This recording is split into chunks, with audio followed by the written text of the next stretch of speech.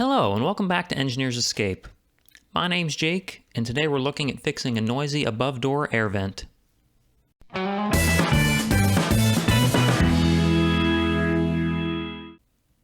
recently moved into my new place. Since I got the office set up, I noticed that even when the door is closed, a lot of sound, like TV and talking, travels from the living room to the office. If you're like me, you like having a nice quiet place to work and think. Currently, I have a large air gap above the door. Sound can freely move through this. I already added a door sweep underneath to eliminate that air gap, so I figured this was the next weakest link for the office sound isolation. In order to reduce the amount of sound from the air gap, we're going to build and install a sound maze. With the maze in place, sound has to travel further and bounce around many times. This bouncing should reduce the amplitude of sound making it into the office while still allowing for airflow.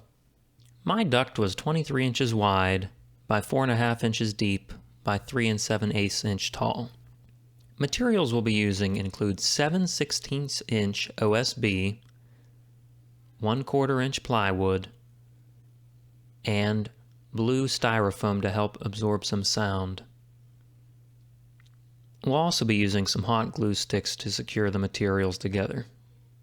I cut the OSB into 2 rectangular pieces to be used for the ends. I did a test fit to make sure they would go in the duct. I cut the plywood into 3 panels and then secured them to the end pieces using hot glue. I glued and trimmed the blue styrofoam around the maze. After all gluing and trimming was finished, here is the end result. Make sure you let the hot glue dry a bit so it does not melt the foam. I was pretty happy with the end result, but if I had to do something different, I might add spacers between the long panels to hold them apart. While holding the 2 pieces interlaced, I carefully pushed it into the duct.